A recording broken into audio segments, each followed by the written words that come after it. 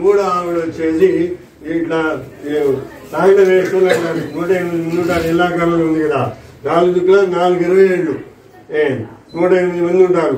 వీళ్ళని ఎప్పుడు కూడా తాండవం చేస్తూ ఆ కైలాసాన్ని అంటే నృత్యం చేస్తూ ఆ కైలాసాన్ని ఎప్పుడు కూడా పరిరక్షిస్తుంటారు. అంతా శివమయమే, అంతా ఆయనే.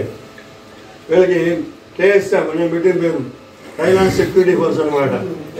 108 లింగాలు, తర్వాత 108 32 140, తర్వాత 4వ ఆవిడ వచ్చేసి అష్ట గణపతులు బయట వైపు విఘ్నేశ్వరం వీరభద్రం నంది భైరవుడు సుబ్రహ్మణ్యం దుర్గా మహాకాళి శివాత్మనం ఇట్లా అష్టగణపతులు 148. తర్వాత 5వ ఆవిడ వచ్చేసి అష్టమూర్తులు. అష్టమూర్తులు ఎవరు?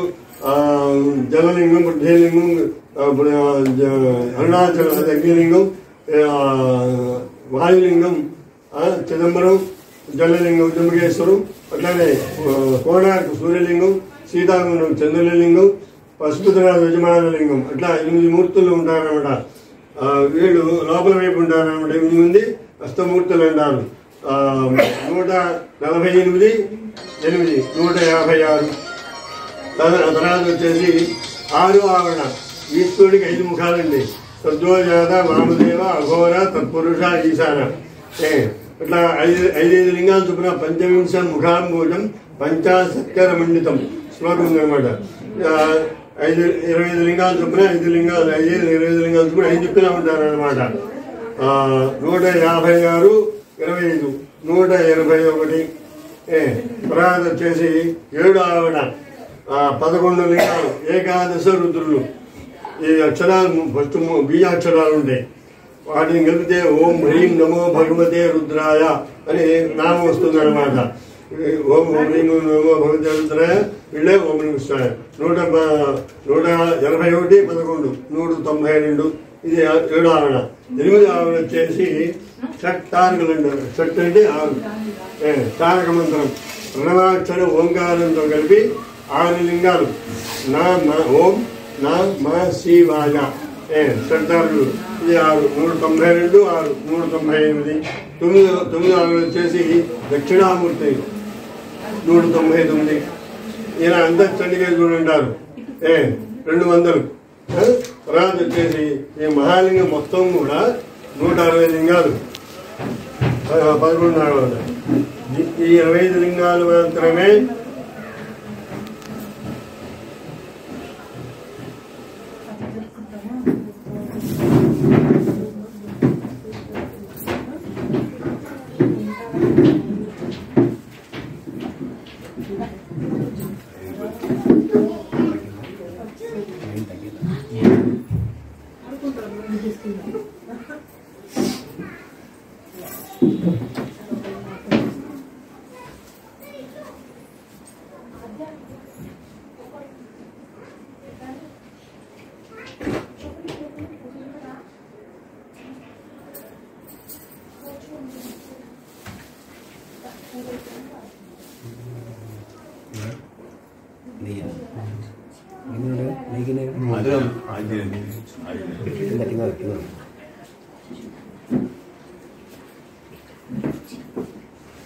ఇరవై 25 లింగాలు చొప్పున ఈ 25 లింగాలు మాత్రమే ఈశ్వరుడు.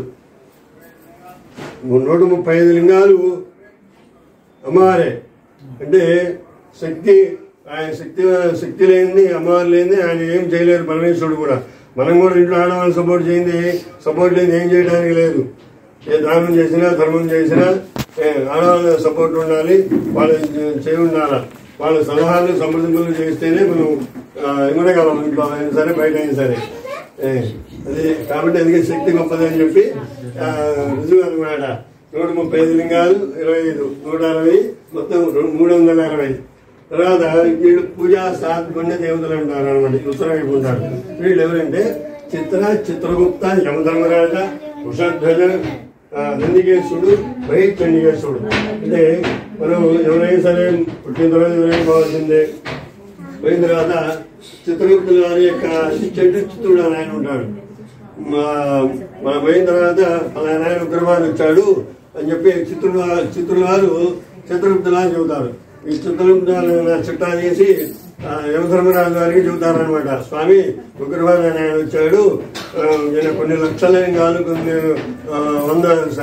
వందల వేలు లింగాలు చేశారు, మరి ఈయనకి ఏ ఫలితాన్ని ఇస్తారో ఇవ్వండి అని చెప్పి ఆయన చిత్రగుప్తుల వారు యమధర్మరాజు చెబితే ఆయన యమధర్మరాజుల వారు నాకు ఎన్నేళ్ళు స్వర్గంలో ఉండమని, కొన్నేళ్ళు తెలిసో తెలియక పాపాలు చేసి ఉంటుంది, ఎన్నేళ్ళు భూలోకంలో ఉండాలి, నరకంలో శిక్షలు అనుభవించిన తర్వాత మళ్ళీ భూలోకం ఉంటుంది, ఆ నరకంలో ఎన్నేళ్ళు ఉండాలి, స్వర్గంలో ఎన్నేళ్ళు ఉండాలని చెప్పి ఆయన యమధర్మరాజుల వారు తీర్పిస్తారనమాట. చిత్రగుప్త యమధర్మరాజు ఉషధ్వజుడు అంటే ఈయన మనకి దేవాలయానికి ధ్వజం ఎట్లయితే ఉంటుంది ఇక్కడ లింగ రూపంలోనే ఉంటుంది అనమాట ధ్వజం. ఉషధ్వజ నందీశ్వరుడు అనమాట. పోతే ఇక్కడ బహిష్కండికేశ్వరుడు అంటారు. మనం చేసిన పూజా ఫలితాన్ని అంతా కూడా ఆయనకి సమర్పించాలన్నమాట. చివరిలో ఆయన ద్వారా మనకి ఫలితం వస్తుందన్నమాట. పార్వతీశ పదాంభోజ పరిస్ఫుటత మానవ శంభు సేవ ఫలం దేహి చండీశ్వర నమోస్తుతే. మనం పూజంతా చేసిన తర్వాత ఆయనకి ఆ ఫలాన్ని ఆ శంభుడి ద్వారా ఈయన బహిష్కండికేశ్వరుడు శంభుడు పరమేశ్వరుడికి ఇస్తే ఆయన ద్వారా మనకు వస్తుంది అనమాట. ముగ్గురు ఉంటారు, శృంగి భృంగి ఈయన బహిష్కండికేశ్వరుడు అని కైలాసంలో. శృంగి గానంతో భృంగి ఆయన నాట్యం చేస్తే ఆయన 3 కాళ్ళు ఉంటాయి అన్నమాట. 3 కాళ్ళు ఉంటే ఆయన నాట్యం చేస్తుంటే అందరూ కొంతమంది అడుగుతారు, పరమేశ్వరుడు మెచ్చుకుంటాడు. ఈయన బహిష్కండికేశ్వరుడు అని ఆయన కూడా ఆయన విశేషమైన వాయిద్యంతో పరమేశ్వరుని ఒప్పిస్తానమాట భక్తితోని. దానికి నీకేం వరం కావాలని కోరుకోమంటే, నాకేముంది స్వామి, మీకు చేసిన పూజా ఫలితాన్ని మహాలింగార్చన చేస్తే పూజా ఫలితాన్ని నాకు మీరు సమర్పించండి, నా ద్వారా వాళ్ళకి వచ్చేటట్టు మీరు అనుగ్రహించండి అని చెప్పి ఆయన వరం కోరుకుంటాడనమాట. ఈ బహిష్కండికేశ్వరుడు అని ఆయన.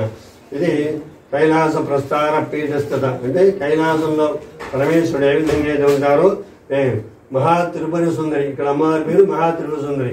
మహాత్రిపుర సుందరి సమేత ఉమా పార్థివ.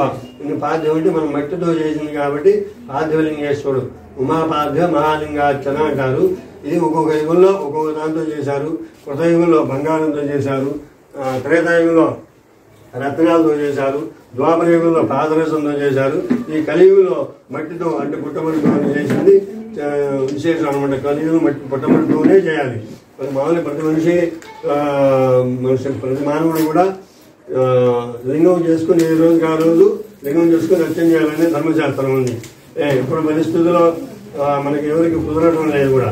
అందుకని మనకి ఋషులు కల్పించిన మహత్తరమైన పూజా విధానం ఏంటంటే మహాలింగార్చన. ఇది మన సంవత్సరానికి ఒక రోజు కనుక చేసుకున్నట్లయితే ఏదైనా షష్ఠపూర్తి రోజు కానీ, లేదా పుట్టినరోజు కానీ, వివాహ సందర్భంగా కానీ, లేకపోతే పెళ్లి గృహప్రవేశ సందర్భంగా కానీ, ఏది మనం అనుకున్న కోరిక అనుకున్నా కానీ ఆ రోజు చేసుకోవచ్చు. విశేషమైన రోజుల్లో ముఖ్యంగా కార్తీక మాసంలో ఎక్కువ చేస్తారు శివకేశవులు ఇద్దరికి. మీరు ఇంకా విశేషం ఏంటంటే ఈ మార్గశిర మాసంలో పెట్టుకున్నారు. ఎందుకు? ఇద్దరికి శివకేశవులు ఇద్దరికి భేదం లేదు. శివాయ విష్ణు రూపాయ శివరూపాయ విష్ణవే శివస్థ ఉదయం విష్ణు విష్ణువస్థ ఉదయం శివ. ఈ మార్గశిర మాసంలో ఈశ్వరుడు అని చేస్తారు. ఆయన విష్ణుమూర్తి చాలా సంతోషిస్తాడు. మీకు మంచి అన్ని విధాలా బాగుంటుంది. అట్లానే మీరు మాఘమాసం అదే శ్రావణ మాసం ఈశ్వరుడికి, శ్రావణ మాసం కార్తీక మాసం కానీ, కార్తీక మాసంలో విష్ణు ఆరాధన చేస్తే ఈశ్వరుడు సంతోషిస్తాడు అనమాట. అట్లా ఇద్దరికి అవినాభావం సంబంధం లేదు. కాబట్టి చాలా విశేషమైన మంచి రోజు పెట్టుకున్నారు. ఆ మంచిది అన్ని విధాల మీరు భవిష్యత్తులో అన్ని విధాలు బాగుండాలని ఆ పరమేశ్వరుని ప్రార్థిస్తూ హర నమ పార్వతీపదే హర నమ మహాదేవ.